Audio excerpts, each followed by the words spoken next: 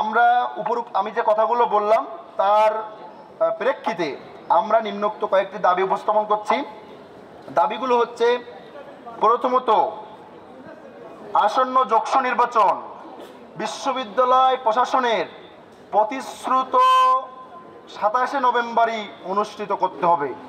এর বাইরে অন্য কোনো ডেটে নির্বাচন পিছিয়ে নিয়ে নির্বাচন পণ্ড বা ভণ্ডুল করার কোনো ষড়যন্ত্র হলে শিক্ষার্থীদের সাথে নিয়ে যেভাবে জুলাই গণঅভ্যুত্থান সফল হয়েছে জগন্নাথ বিশ্ববিদ্যালয়ের শিক্ষার্থীরা ঠিক তেমনিভাবে আবারও রাজপথে নেমে আন্দোলন সংগ্রামের মাধ্যমে তাদের নির্বাচন আদায় করে নেবে।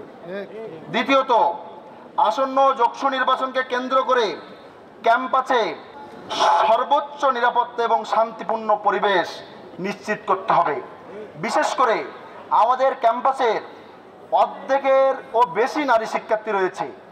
নারী শিক্ষার্থীরা যেন ক্যাম্পাসে নির্বিঘ্নে চলাচল করতে পারে, তাদের লেখাপড়ার পরিবেশ থাকে এবং শান্তিপূর্ণ একটা সহাবস্থান ক্যাম্পাসে থাকে, সকল শিক্ষার্থী যেন প্রশাসনকে সেটা নিশ্চিত করতে হবে।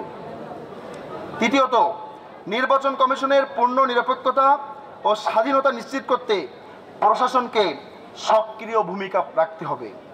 চতুর্থত, নির্বাচনের সময় সকল সংগঠনের জন্য সমান সুযোগ ও আচরণবিধি প্রণয়ন এবং প্রয়োগ করতে হবে। কোনো নির্দিষ্ট দল বা গোষ্ঠীকে বেশি সুযোগ দিবে আর কোনো সংগঠনকে কম সুযোগ দিবে, কোনো সংগঠনের কথা শুনবে কোনো সংগঠনের কথা শুনবে না, এই ধরনের নির্বাচন আমরা চাই না।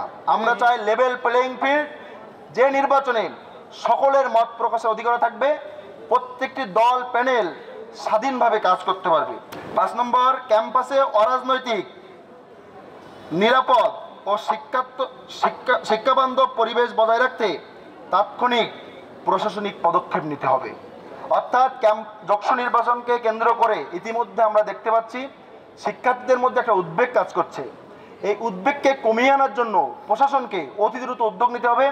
শিক্ষার্থীদের মধ্যে যে ভীতিকর পরিবেশ ছড়ানো হচ্ছে, এটা থেকে শিক্ষার্থীদেরকে মুক্ত করার জন্য প্রশাসন এবং নির্বাচন কমিশনের সমন্বয়ে কাজ করার জন্য আমরা বিনীতভাবে আহ্বান জানাচ্ছি।